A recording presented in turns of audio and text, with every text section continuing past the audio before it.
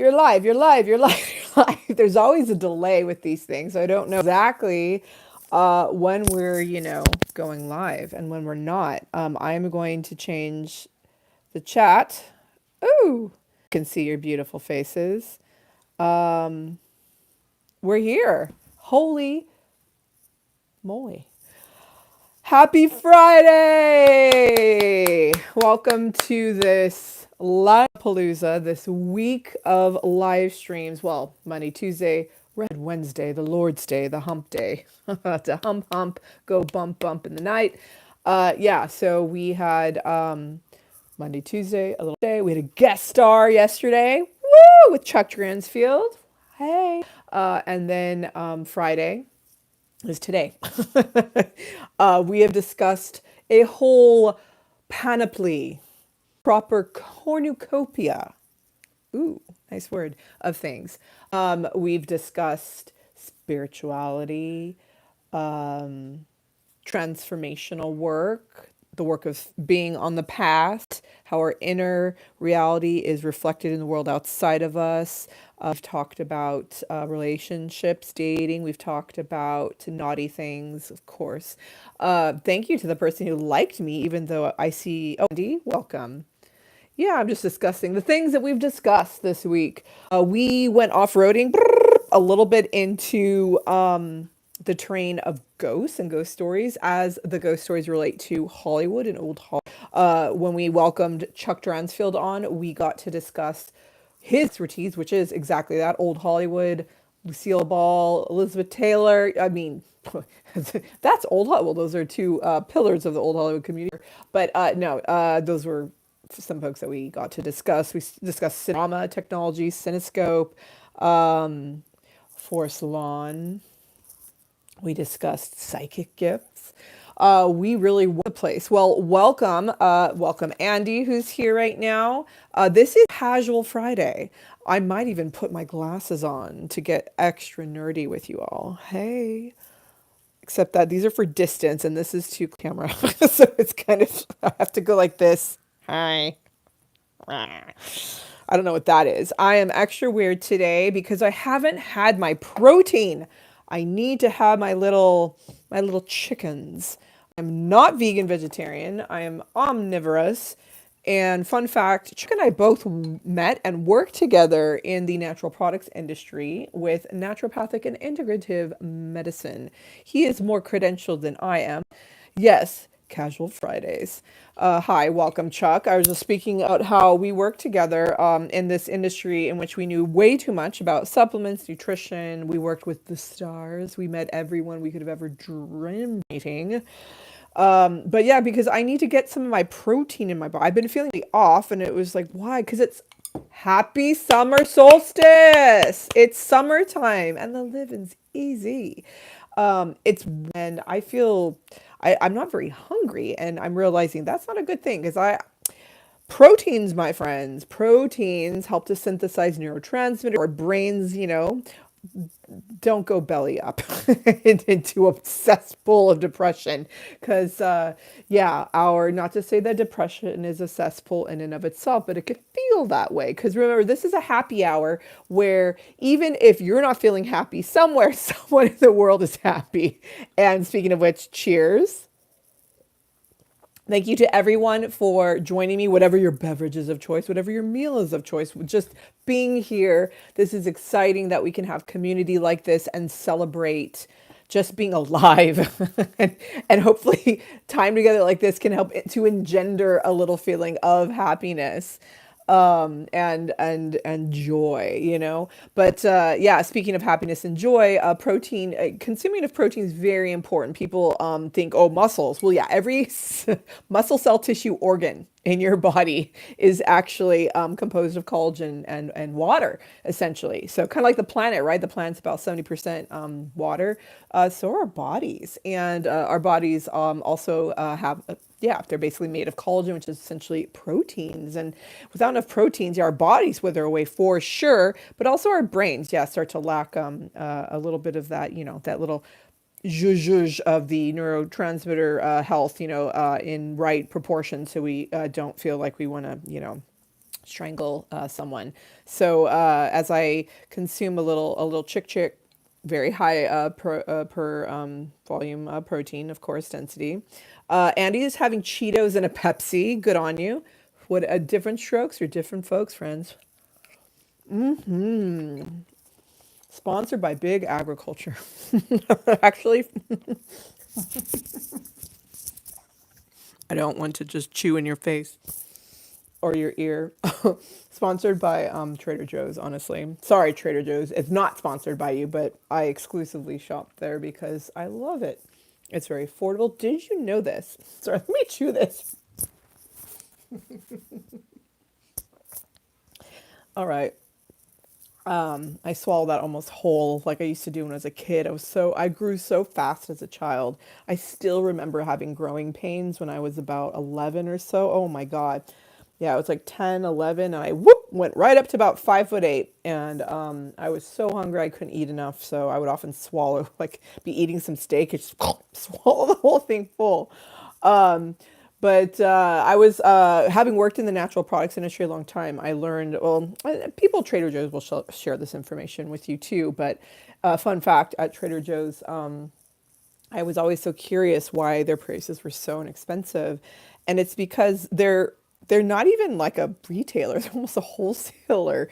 I once worked somewhere at this high-end smoothie bar, and if we ran out of produce, organic produce, and we didn't have a delivery coming in, I was literally informed as a manager just to go across the street to the Trader Joe's, buy the bananas, and guess what? They were less expensive than our distributor at Trader Joe's at their, so to speak, retail price. How the hell do they do that? Like, how have they not put everyone out of business to an extent? I mean, they have put some folks out of business, but yeah, they use their own trucks, they pay cash, and they buy in huge volume, and they do a lot of private labeling. Yeah, I don't know why this is becoming a whole educational tour of Trader Joe's, but this is actually not truly sponsored by them again. But oh yeah.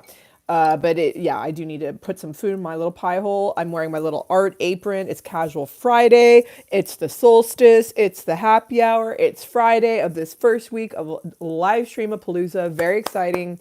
Next week we'll start on Monday at 7, and then I'm kind of feeling Monday, Wednesday, Friday, but like I don't know how long I'll have this time not working in hospitality and in the service industry. Because if I am, then I'll definitely need to be available on Fridays and generally every night.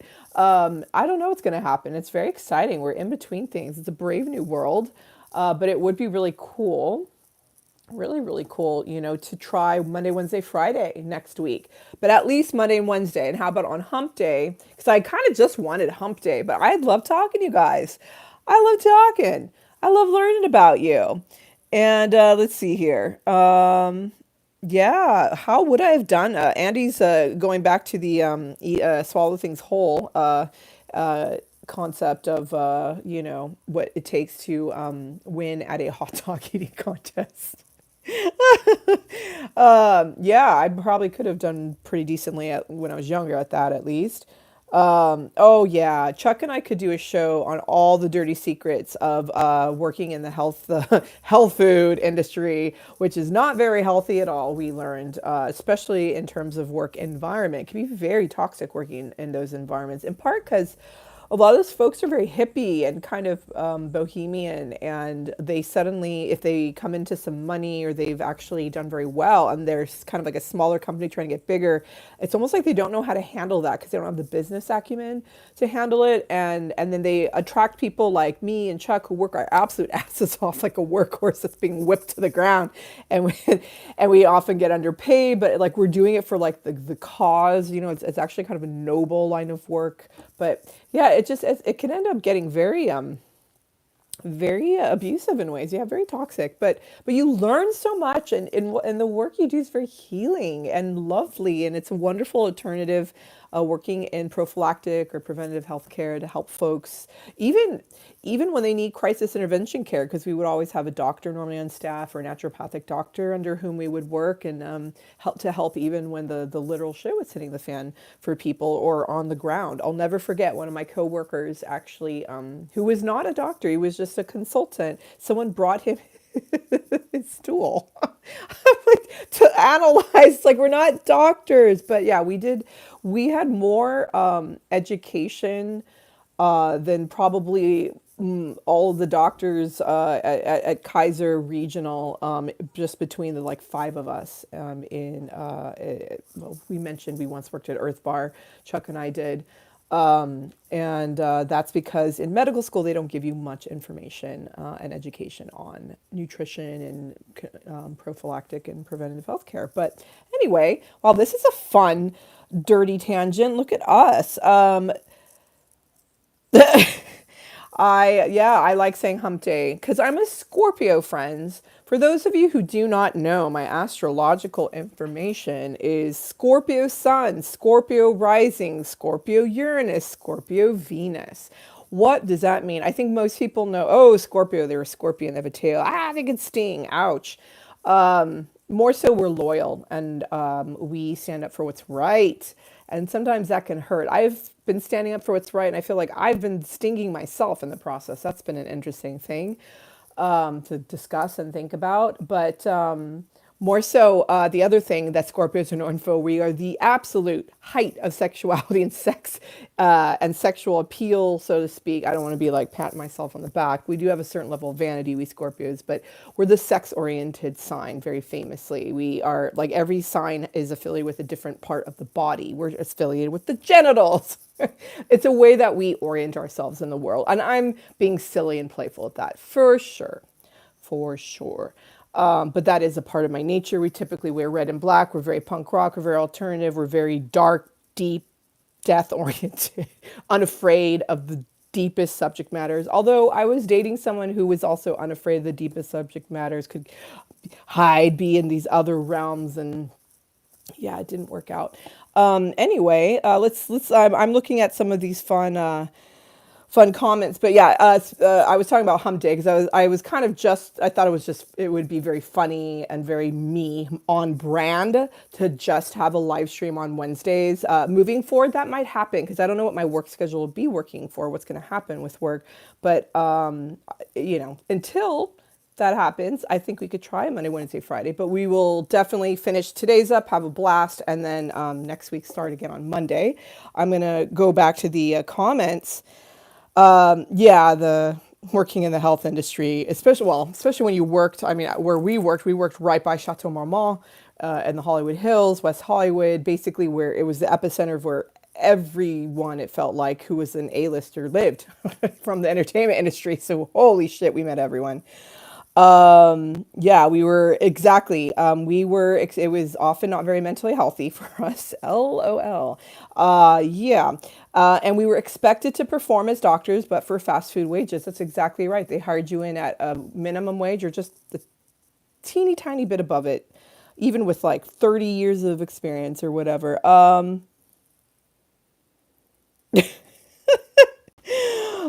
The name of Dr. Freud comes to mind, says Andy. Why, yes, I am a walking Freudian slip. Also, a walking red flag sometimes. I do weird, cringy things, and I have been recording a whole videos on YouTube and Instagram, and now coming to you live at TikTok. Not quite live, but I'm actually now on TikTok. All of my channels are at Sacred Spheres. Shameless plug, but no, I mean, I'm just having fun here. And I have had, because of being a Scorpio, I'm very sexually oriented, especially since I was born into, as you probably remember, an ethnic religious community that is endogamous and close. So they marry in. You don't leave the community. It's super tiny and very insular. And I was raised in that till I was 12. And then my family, they had become born again Christians. And as we left, then we got pivoted into the far Christian right, like far right. Like the schools I went to didn't really teach science because they taught how to fight against evolution and science in certain regards. Books were banned. Books were actually censored. There are a lot of things I couldn't read and do, and they taught abstinence only. And I was a very good girl, I was a very good student, very good athlete, a very good pianist, and not pianist, but pianist, and an actor, and singer, whatever. I did everything I was told to do, and I did it very well. I had an insatiable need to be loved. But I was a very good girl, and it served me well until it didn't. I was also a very, very, very, very active athlete. I would go out, I don't know. Our practices were 4.5, 5.5 hours. We'd have lifting. We'd travel. We'd play on the weekends for multiple hours a day. So all of that, what I didn't know was libido and sexual energy got channeled to be an extraordinary athlete, and I was slotted to go pro or to mix. But I kind of, yeah, the indoor women's volleyball league folded in the U.S., so you could only play in Europe, and I was going to do that in France. Went to France, but not to play volleyball.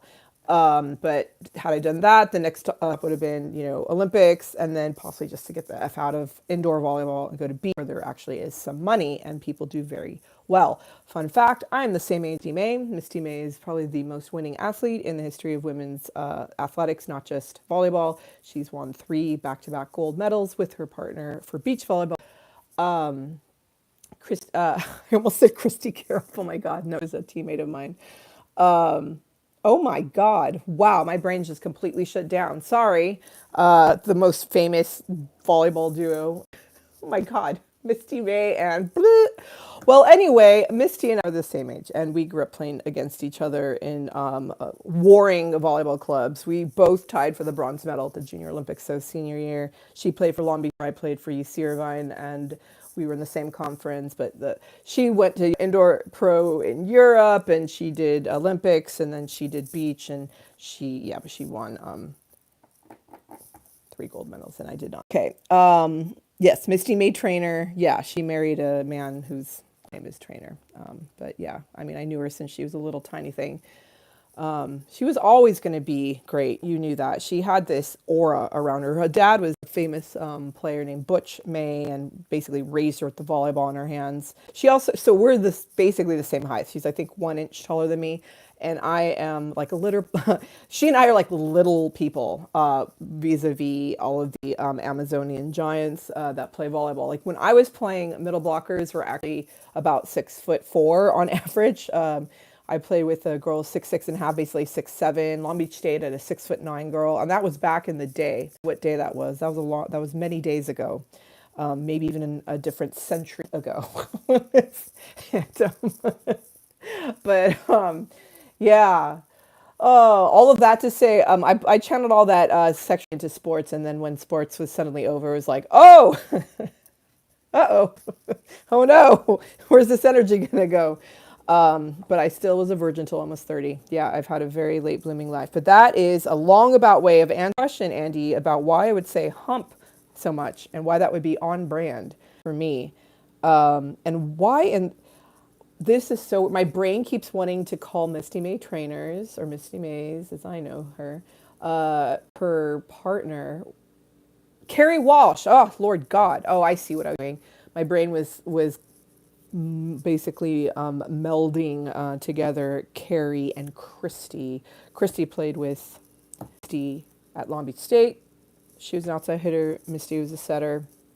And then Carrie was was it Stanford?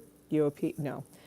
UOP. I am blanking today because it's Friday. We've had a week of live streams. I'll get back to you with the volleyball information. Yes, I played with some of the greatest, and I was pretty good back in the day for being a tiny little tot. I was so tiny, so little, but I jumped 3 feet. And I had a crazy spin jump serve, and way before people did float jump serves. That's like normal now. That was not normal when I was playing. So I was very anomalous. Float jump, I did a side spin jump serve. But yeah, I was an outside hitter, and I was probably one of the last 5'8" outside hitters in Division I women's volleyball. In the Big West Conference, no more. Hell no. We won't go. But yeah, I managed to destroy my body, of course, many surgeries and injuries to this day. So lots of missing cartilage and compromised ligament tendons and things. Missing tendons, in fact, to reconstruct my ACL at one point in my left knee. But the thing that Misty did, sorry, I'll finish my little story, Misty May Trainer, aka Misty May, is that she was very smart because unlike me, she transitioned to being a setter instead of a hitter. because being a hitter is kind of like being the wide receiver who makes all the touches. Glory position. It's a lot of fun. There's a lot of power. And I had a chip on my shoulder and a lot to prove. And I wanted to, earn love. I had that insatiable need to love, that anxious attachment still, even with my sport.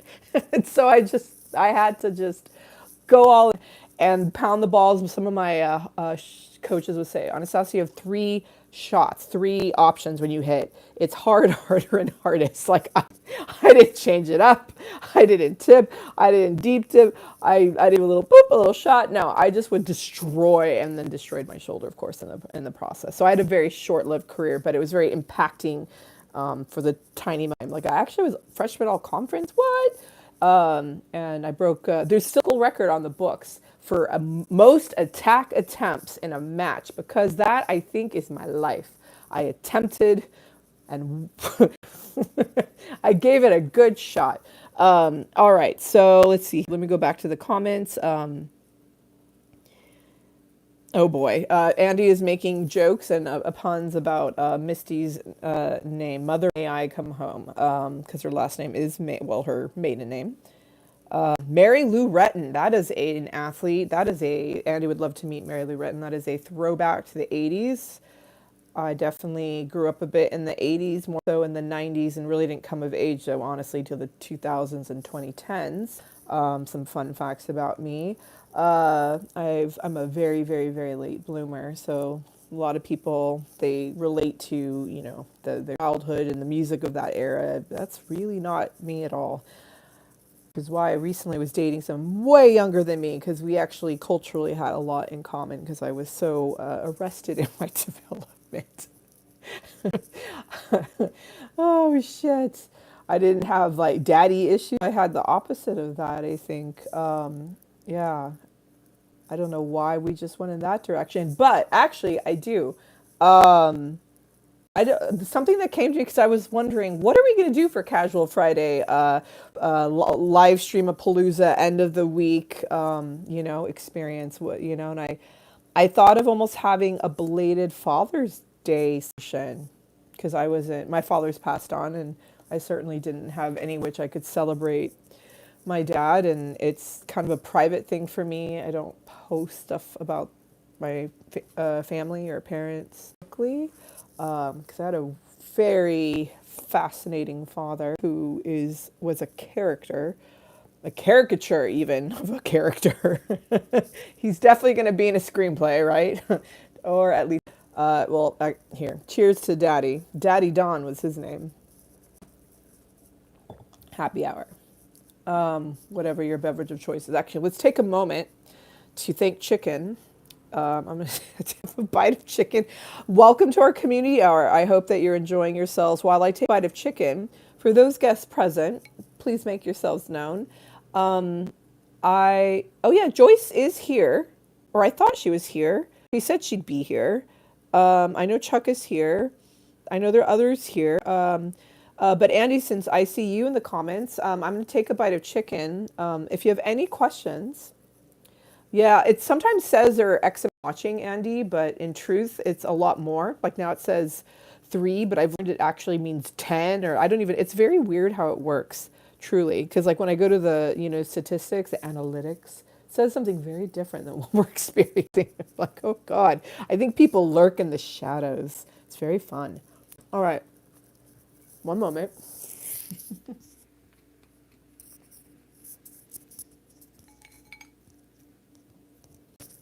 Oh yeah.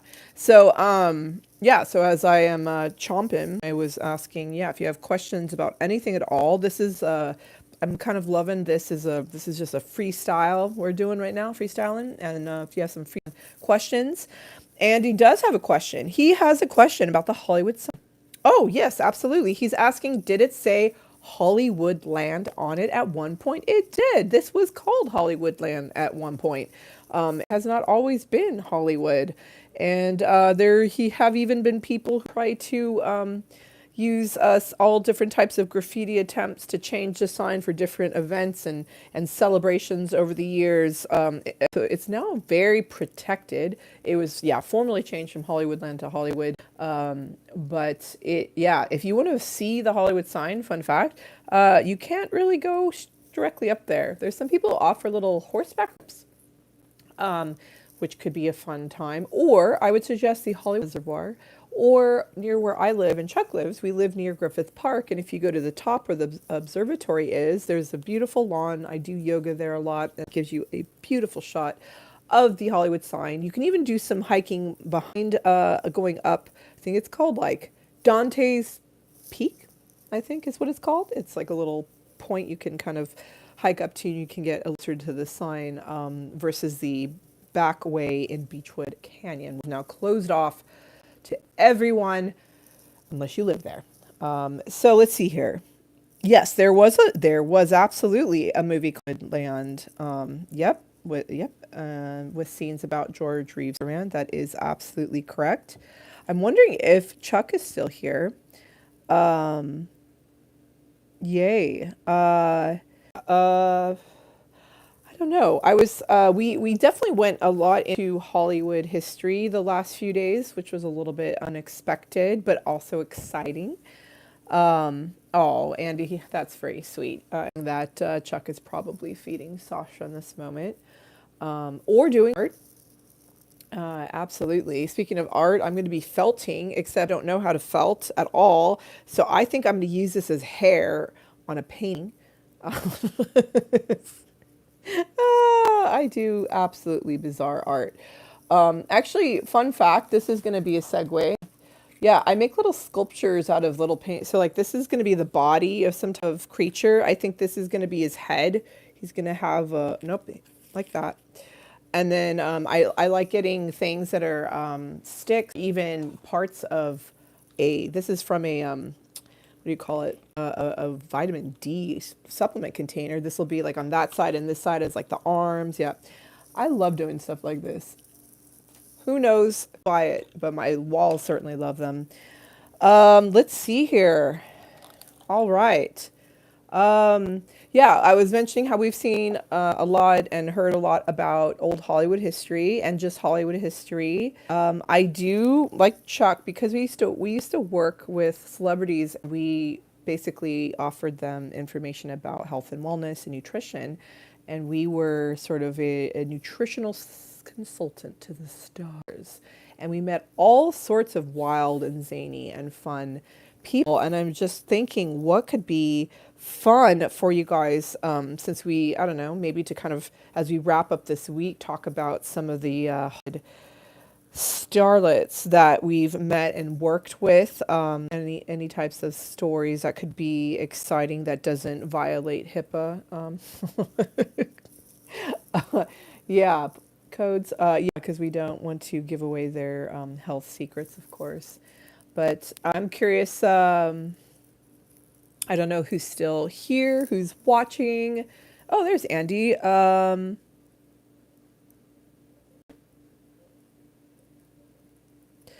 Andy is commenting on how he's not really a celebrity person per se, or somebody.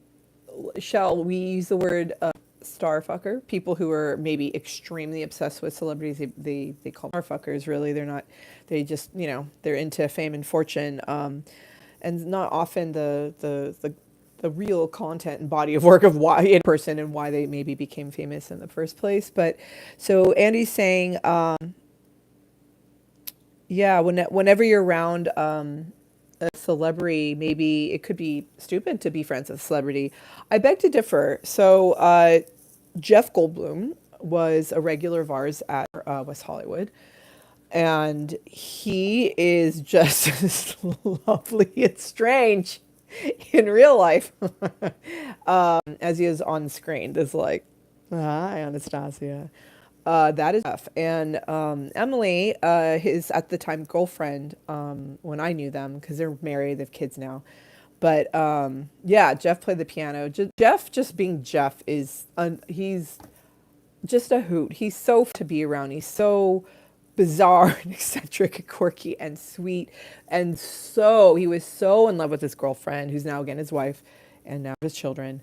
And I'll never forget. I can't say what supplement he needed to buy for his girlfriend, but he would come in every day when there was that we would sell. It was very expensive, and I can't really even say what it does. I can't violate their privacy like that.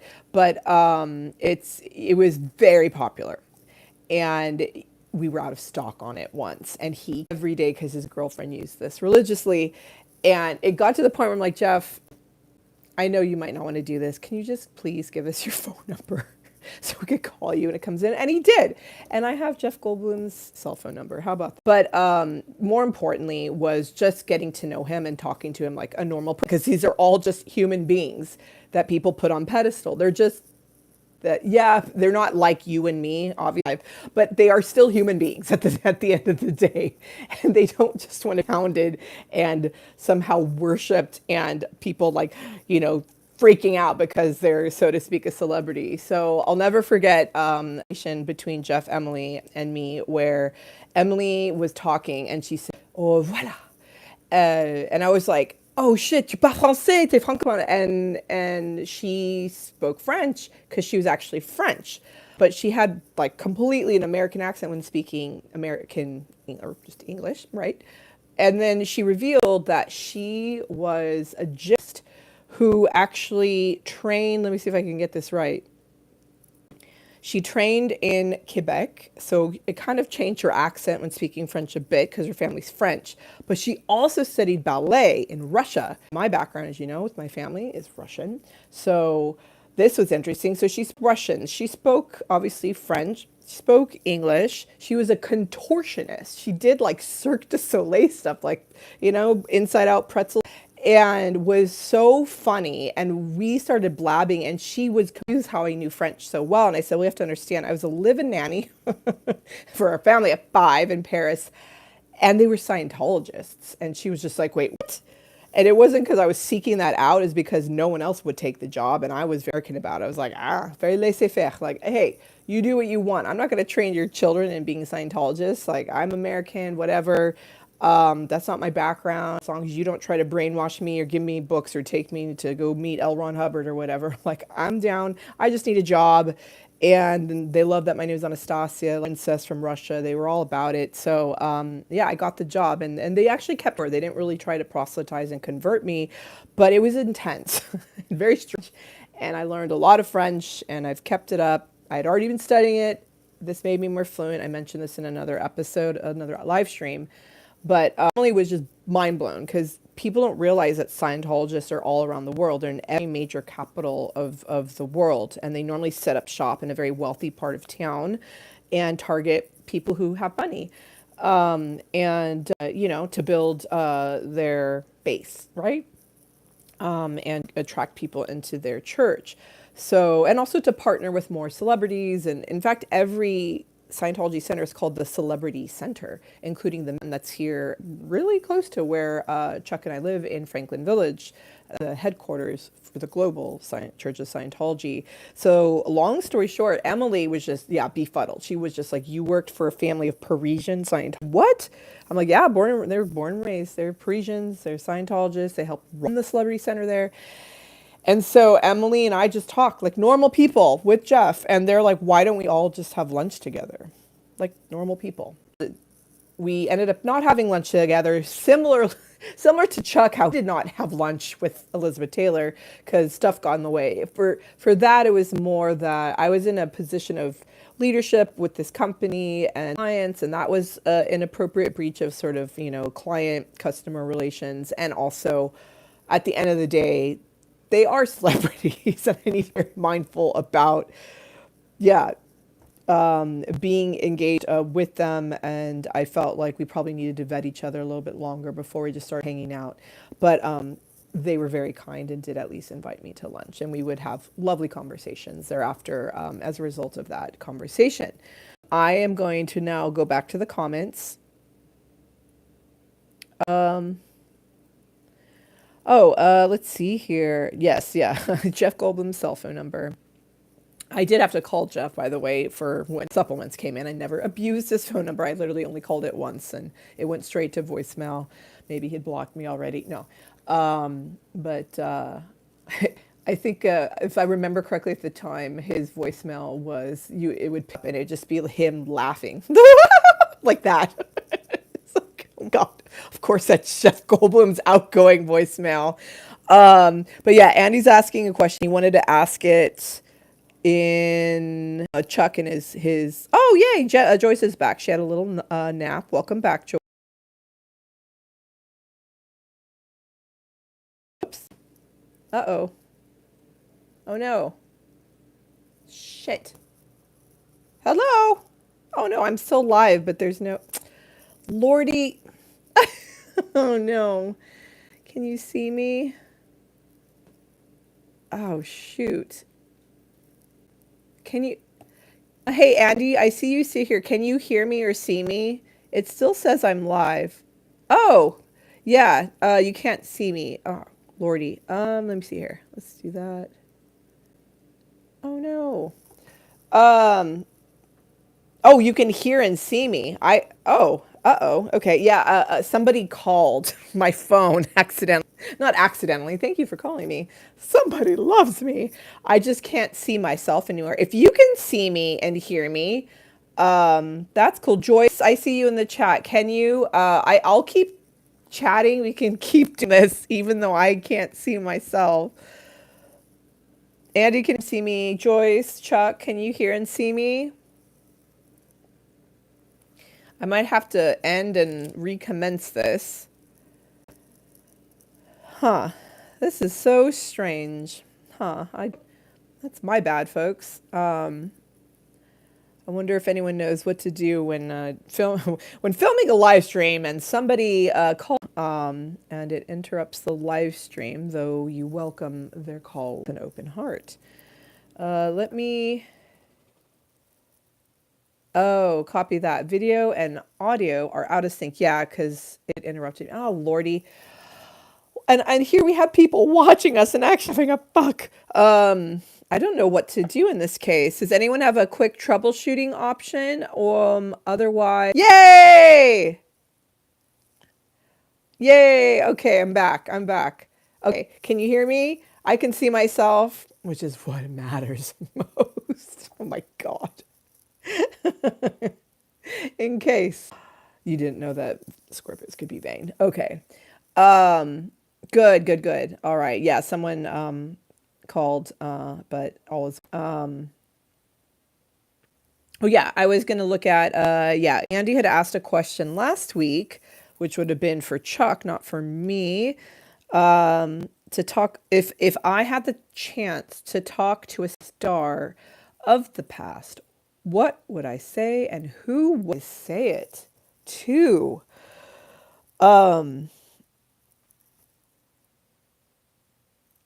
Louise books just came to I don't know.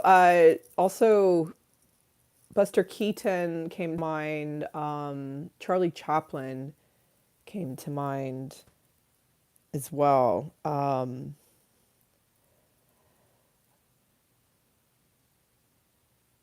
Agnes Varda is not exactly that far back in the past. Hollywood used to be run by female directors. I would love to be able to talk to some of them. I'd love to talk to the a pre-code actor. Oh, Marlena Dietrich. That would be fun. I mean, also she lived and continued a career after the code. I know Charlie Chaplin just keeps coming to mind. As you guys know, I used to work for the Hollywood Roosevelt, and I used to work somewhere where it was literally built and co-funded by the people who co-funded United Artists Studios and MGM Studios by the industry for the industry. And Charlie Chaplin was there when when the hotel had its big hullabaloo and because his friends and people who were there at United Artists with him, Mary Pickford Douglas Fairbanks Sr., were there to make all that happen. So there's this famous Charlie Chaplin statue there, and I just feel there's something about his essence there. I've been thinking a lot about The Great Dictator, which is one of my favorite movies. That's something that, because of obviously current circumstances in the world, especially in the United States politically, which it's not really a subject I want to get into, but there's just a lot that movie has to say about fascism that's very, very comedic and powerful with levity and silliness, and yet it's so freaking serious too, at the same time. And I would, I would just, yeah, because as you might know, Charlie Chaplin was communist, and he at one point was banned from coming into the United States, and could not come back in. And you know, and yet was such a powerful fixture in the Hollywood entertainment industry. Largely its inception in ways when it became much more of a product. You could say a cultural product.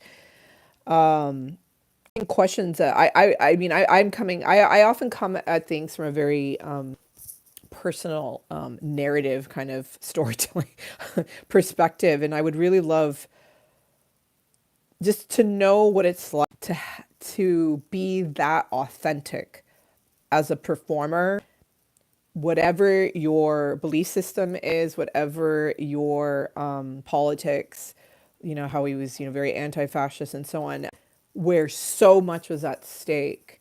How the hell did he navigate that? I'd love to know, because he was a lot more formal and somber as a person, and not some, he wasn't, that's obviously a character that he played.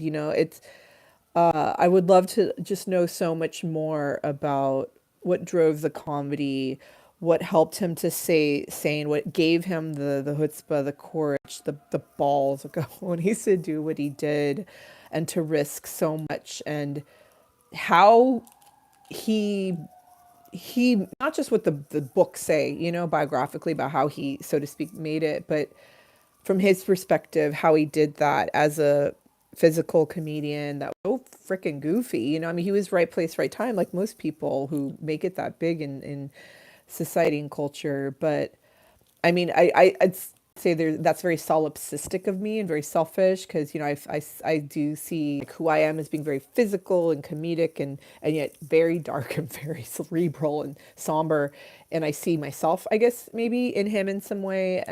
And I would just love to know, like, when he had it, when he didn't have the platform for doing the shtick that he did, how did he function? How did he survive? Especially when he lost his ability to do that due to standing up for his beliefs. Not to say that I'm a communist and that's my belief system or that's my penchant politically. Though it no. I was much more younger, what's called an anarcho-syndicalist, which was made very popular by Russell Brand, who's very much canceled and not very popular at all. But another person I have met many times, and so is Chuck. He used to be a regular at Earth Bar. He was also a regular at ArcLight where I worked. But anyway, that is my unexpected discussion about the amazing Charlie Chaplin. Oh, Joyce had a dinner date with her son. How sweet. I hope that went so well. Andy would love, after my little spiel about, sorry, I'm using a lot of Yiddish all of a sudden. There's a lot of it in the community I come from, even though we're not actually Jewish technically. But Andy would love to meet Harpo Marx. I know it's hard since this isn't you on screen next to me, Andy, but you've mentioned Harpo Marx a couple times already, and I'm curious if you could put in the comments why. It doesn't have to be anything long, like I just gave a long, lecture. My anecdotal reasons for wanting to talk to Charlie, just a couple reasons to talk to Charlie Chaplin. But I am curious why you would want to meet Harpo Marx. You heard that he had a really thick accent or something his Bill mentioned. Okay. Interesting. I was about to say something of value. Oh my God.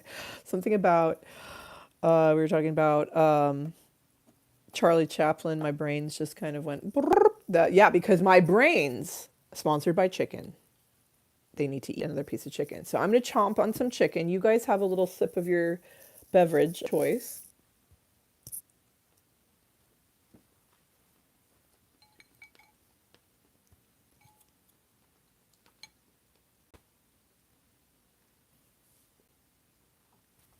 Oh yeah, that's the good stuff there. I was gonna say it's casual Friday, but this hair is giving Beyonce, man. It's big. I got some big hair going on here. It's also very warm. Welcome to summer, as it should be, right? Thank God. Here, I'm gonna do something really exciting. I'm really gonna like take this party up to the next level. I'm gonna put my hair up. Oh my God! Watch out, world. What's it coming to? Oh yeah, this is the good stuff. This is full casual Friday. The with the bun on her head, with the glasses on her face, with the rubber ducky in her palm. Now we're having a party. Now this is casual Friday en masse. My apologies for mentioning Russell Brand earlier. Although he was quite lovely to meet in person-ish. A little bit. I felt honestly a little strange presence. Even, well, years before. The first time I met him was in 2013. So long before all of these shenanigans. Sip sip. For our happy hour. Andy had another thing to say. He wanted to bring a visitor in, and he's asking about a backstory. Uh, yeah, I mean, if you want to ask on his behalf, what backstory, Andy? A backstory about what in particular? About one of the celebrities we've been talking about? Hollywood Roosevelt, me, May Trainer, aka Misty May, aka Carrie Walsh's partner. Carrie Walsh, who's what, 6'4", 6'3". Misty May was 5'9" day, wearing her big shoes. I mean, that's me, 5'8" on a good my big shoes. Oh, my backstory. Well, that's definitely something I can speak to. I hope. Yeah, my backstory is very serpentine and labyrinthine. It contains multitudes. Let's see here. I'm gonna pay big girl nerd glasses for this one. Oh, yeah. So I think the backstory you're speaking about is the group of people of which there are only about 10,000 here in the United States, largely in Los Angeles, about 7,000. You don't. Andy says he doesn't see my glasses as big. Well, when I went to Warby Parker, I asked for the biggest pair of cat eye glasses they had, and there was one extra pair that was this big, but they were round, circular, Elton John glasses, and that was this. I looked like a clown, so these work for me. Oh, Chuck is back. He took a phone call. He had me on the background. What did you miss? Well, Andy, you missed a story about Jeff Goldblum and how celebrities are people too. And we were laughing about his wonderful voicemail, his outgoing voicemail that is just him laughing. My time with Emily. I mentioned, because we were talking about, actually, Andy, yes, now that Chuck is here. So we talked about Misty May Trainer. We talked about a little bit about my history in volleyball. Indoor women's volleyball. I was a full scholarship Division I athlete at one point in my life. In the Big West Conference, and Misty May and I are the same age, and she went on to gold medals, and I did not. But I did go on to be a nanny for 5 kids who were Scientologists in Paris. We talked about, and that's in part why I had a fun conversation with Jeff and Emily, like a normal person. I'm glad you had fun with volleyball and gym class, Andy. It was my job for most of my life, so it's very hard for me to. Although I have a volleyball over here, I could bring it out. We could play. Oh, it's great. This will be the most bananas, weird, awesome communal live stream where anything goes. That'll be fun. But Andy liked dancing stuff. Did you know that dancing is extraordinary? For your body, mind, spirit, and brain. Like if you want longevity, if you want to minimize Alzheimer's, dementia, etc. Dancing is absolutely one of the best things you could do for your heart health, your overall physical health. It's also one of the best things you could do for hand-eye coordination. Dancing, like it's hard enough to do when you're like a child, let alone if you're older. So yeah, dancing is extraordinary. Is my volleyball named Wilson? I think it's Jacqueline because she's teal, she's wall. Um, but yeah, no, and question for you, Chuck, that we ended up going in an interesting direction, talking about a famous old Hollywood person. If we could meet anyone or a couple of someone's, who would we want to meet? Why would we want to talk to them? What would we want to say to them? And I ended up talking at length about Charlie Chaplin and The Dictator, that movie, or The Great Dictator. Anyway, we tried not to get too political, but yeah, that was interesting, and I had this amazing thought about something, uh, not just physical comedy, but and oh, that's what my thought was before. And I was talking about how I orient myself very much anecdotally in the world, solipsistically. It could be very selfish, but it's because I feel like I'm here to know myself. Like Note South on the famous phrase that was above the oracle at Delphi in ancient Greece in the temple. Know thyself. Like that's one of the most it's one of the most important adages, the oldest adage and thing that you could take away from, if there's anything spiritually that you should maybe think about or consider, it's to know yourself. And that's been part of my the way I orient myself. And I mentioned that I would approach Charlie Chaplin a little bit anecdotally, like how he could so true to his values, and risk so much was at stake when he made different films, and when he was outed for being a communist, and when he was barred entry to the United States at one point, was stuck in the UK for a while, I think till the end of his life. It was toward the end of his life. But yeah, fun fact, when I was in junior high school, a teacher really thought I was quite brilliant with writing and leadership. And so she made me the editor and lead or head or whatever of a little junior high newsletter or newspaper. And back when we had newsletters and newspapers, and she needed to have a column, and she wanted it to be named after my first name with some type of alliteration, another word that had an A, that started with an A. So what we came up with was Anastasia's Anecdotes. And I had to do the branding for it with an A. Fun. I'm not A. If I drink wine though with every happy hour, I might have to join AA, because I'm gonna have to minimize drinking wine every. But but yeah, I made a little logo. It was very cute. So the word anecdote's been very important to my life for a very long time. Go back to the chat. I will definitely get my volleyball out. And oh yeah, Chuck is saying he's asked that question on his Monday show.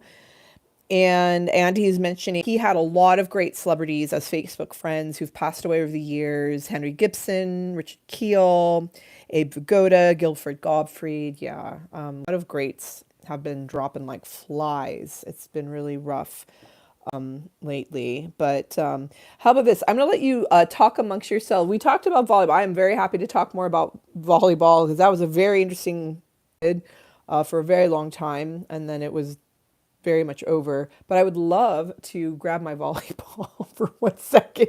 So talk amongst yourselves. I will grab my volleyball.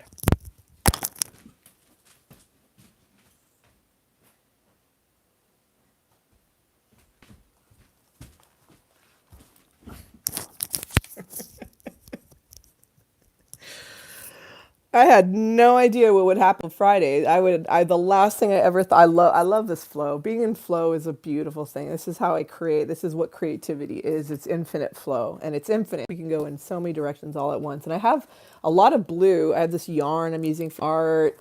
I've got these cool pom-poms I'm going to use for a gift for someone.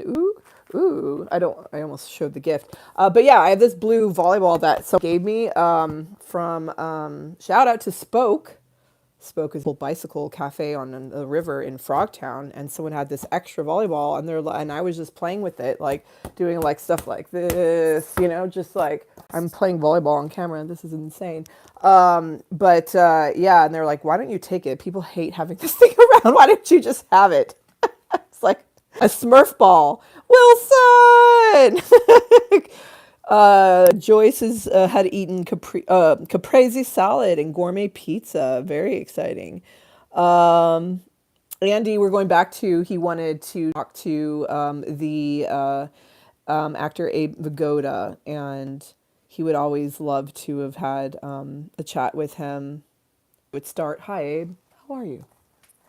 Hi Wilson, how are you? Woo, woo, woo. How about this? I'm going to train you guys in one thing. For some reason, from the 80s on, there were a lot of shirts. They still have these like t-shirts and like sayings that are so ridiculous. What is it? The bump set spike? I mean, technically, yeah, this, hitting the ball, it's a spike, but we call it, you just hitting the ball. You don't call it spiking the ball. It's not called spiking the ball. This is a pass. I mean, I guess you could call it a bump, But when I think of a bump, I think of cocaine, a bump of cocaine. I've never done cocaine. Don't do drugs. Don't do drugs. Yeah, this is a pass. And then, yes, this is a set. And then this is a hit. Yeah, yeah. Volleyball, though, has changed radically since I played. I mean, you can literally hit the ball with your foot, and you could do all sorts of things that were completely illegal when I was playing. But Wilsonette, instead of Wilson, it's Wilsonette. Oh my God. Oh man. Like a widget. It's fun. I don't know if you play volleyball, just, doing stuff like this. Like I kind of want to bring it around. It's my, maybe I should paint it and make it like a Wilson, like my most support volleyball. That would be fun. Right. And I'm just like in a doctor's office, just, shit like this. Or like, I like doing this, like to create topspin on a ball, you have to kind of go over a little bit like that. This is called ball handling skills, doing stuff like this. I don't think Chuck, as long as he's known me, he's ever seen me handle a volleyball. I really, for how many years of my life? How many years? I don't know. It was like maybe like 12 years straight, like without ceasing. Like all I did was handle volleyball for hours and hours and hours. I literally would go to schools and to practice, school, practice, tournament, travel, school, practice. I pulled all-nighters from elementary school. Yeah, and when I wasn't in school or practice for volleyball, I was practicing piano, and I would do some singing, a couple other things there.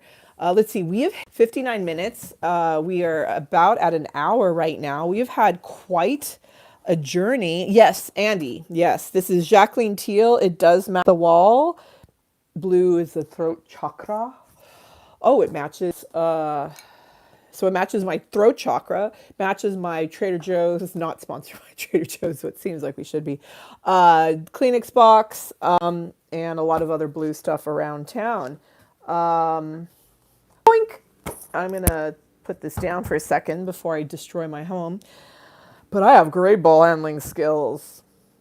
I probably wouldn't destroy my home, but I could destroy someone's home because of how good my ball handling skills are, because that's what she said. Oh my God. Does Galaxy play with Wilsonette? No, absolutely not. No, my hair back down as we end our time together. I'm coming to the end, my friend. Galaxy, because she only has 3 paws, it's really hard for her to move around and play much. It's hard enough for her to go up and down my stairs or jump on my bed, or even on her bed, which is like only a foot off the ground at most. It's like a little beanbag chair with blankets on it. It's very cozy, cute, little leopard print to match my rough leopard business. But I just lost my train of thought. Galaxy. This is so cute about Galaxy. You need to know this about her, because Galaxy is a part of my life. And as much as I have an emotional support volleyball, I very much legally have an emotional support animal in Galaxy. She also has me as an emotional support human, because she's been through some hell. But when she was very young and tiny, she used to play fetch with pens and pencils. and that was fun for her. Literally, like I have only one video, unfortunately, because I got her when she was 2, and then I was fostering her, and then I ended up actually just, adopting her fully as my EA. But yeah, I would throw a pen or pencil. She'd put it in her little mouth and bring it to me, and I'd throw it, and we'd go back and forth. It was so cute. But then as she got older, I'd throw it, and then she just like plopped down. I have a video of like throwing 30 pens at her. She's just like, ah! I did not know, no animals were harmed in any of that. But she occasionally will run after a couple of her toys, but in the end, the only thing she plays with are ping balls. So you roll a little ping pong ball and she gets so excited and she bats it around. She's thrilled to death. But I have a deceptively large but actually small place. It's a town home. It's very narrow, high ceilings. But I also have a lot of art supplies. The downstairs area is basically my art studio. And unfortunately, she'll start batting a little ping pong and they go, and then it goes underneath the painting. And, like within like 3 seconds, her woo is over. So yeah, long story short there, this is way too big for Galaxy, and also she wouldn't want to play with it. Not a ping pong ball. It's not a pen or pencil, and even pens and pencils she doesn't like. But hey, speaking of Trader Joe's, my sunscreen matches my volleyball too. All right, friends, I think we've come to the end of our shenanigans for week 1 of Livestream-a-palooza with Anastasia. Sacred Spheres. Follow me at the Sacred Spheres on YouTube, on TikTok. I can't believe I'm on TikTok. The fuck's coming over me? What am I? What am I? I don't know what's happened to me. I'm also on Instagram, and I'm doing the weird series about, dating and being a walking red flag. Incidentally, I'm walking in Los Feliz area wearing my red sweatshirt. So if you're in Los Feliz watching me record a video as a walking red flag wearing my red flag hoodie, hey, I'd love to see you. You are very welcome, Joyce. But this, 1 whole week down, Chuck, we did it. That my volleyball is definitely too big for most people to play with. Most animals to play with. Galaxy's gotten used to not using a pet staircase to get up to my bed. She prefers it the hard way. It's also one of the few things she does to exercise. So that's she doesn't have a pet staircase. So I want to at least give her some chance of living beyond 10 years old. Hopefully, she's a big lady.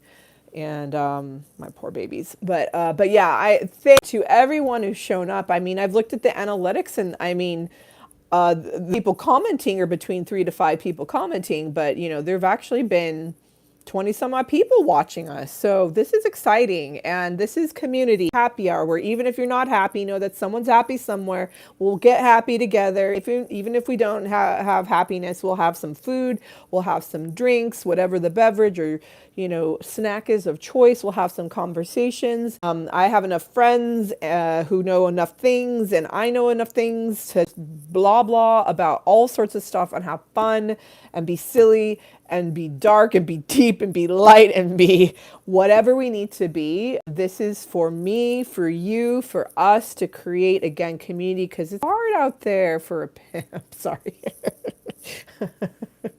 And that goes back to, yes, hump, hump, hump. I do like to talk about hump and going bump in the night day. But we're going to take the weekend off, and then we're going to have Monday, Wednesday, maybe Friday. It depends on the job situation. But 20 odd people. Yeah. And we are odd. We are weirdos. And it's being a weirdo. I am very proud of being a weirdo. I apparently am the most eccentric person one of my roommates had ever met in his life. And I'm goddamn proud of that fact. I love you guys. Chuck is wondering. No, he's not wondering. Andy's wondering how long Chuck and I known each other since I started my job at Earth Bar back in 2012. So 13 years. I've known Chuck for 13 years. Bump, jump, take a dump. Andy's talking about, I do like to rhyme. And I do like freestyling. And I do, whoopsie, that's my thumb. I do like singing. I love singing. I'm a singer. I've been a professional singer. I've been a professional gospel singer. So we have a lot to talk about, have fun with, discuss. I wish we could have a sing off. Maybe we will at some point. But yeah, I love you, everyone. I will see you guys next Monday. I am so, so very grateful to have had you here. Andy wants to sing with someone famous. Well, I'm on TV right now. I don't know about you. I'm on YouTube. Maybe we can sing together, Andy. That would be a blast. I'll have you on to sing with me. So yeah, we could have fun with that. And also I can talk more about my background. It's in the live stream that's from Tuesday. We talked about my background. But I love you very much, everyone. Thank you for being my fans, my friends, my community, my brothers, my sisters, my everything. Have a glorious weekend. Be safe. Please know that you're always loved. I love you. If you ever need anything, don't hesitate to reach out. And for anyone who wants a Once Upon a Time in Hollywood poster, or maybe even a little art packet from me, because I love sending them, feel free to email me. It's in my channel. It's the name of my channel, The Sacred Spheres @gmail.com. And we can talk about shipping or whatever, and I could get you that poster, or maybe we could be little pen pals, because I love snail mail. I think it's the cutest thing ever. And Andy is saying your friend's name is Rich Gallo, and we are now, unless he says Gallo. All right. I am very grateful to say your friend's name, Andy, and I'm very grateful for all of your comments. And yay, I would love to talk to Rich. We would love to have Rich on. He's met a lot of celebrities and has some great stories. Well, so do I, so does Chuck, and so does Rich, apparently. So let's make that happen. We'll see you next week. All time, Monday, 7 p.m. Pacific, 10 p.m. Eastern. Live streaming it here from Hollywood, California. And in the meantime, I will be posting probably 2 to 4 videos every day on YouTube. I've already posted 3 today. I'll see you soon. Happy Friday. Have a great weekend. To you, to your beloved pets, friends, family. I love you. I love you. I love you. I love you. I love you. And yes, you can go to your regularly scheduled programming or counted cross stitch, as Andy is. I love you. Bye, friends. Good night. Bye, and happy summer. Welcome to summer. Bye.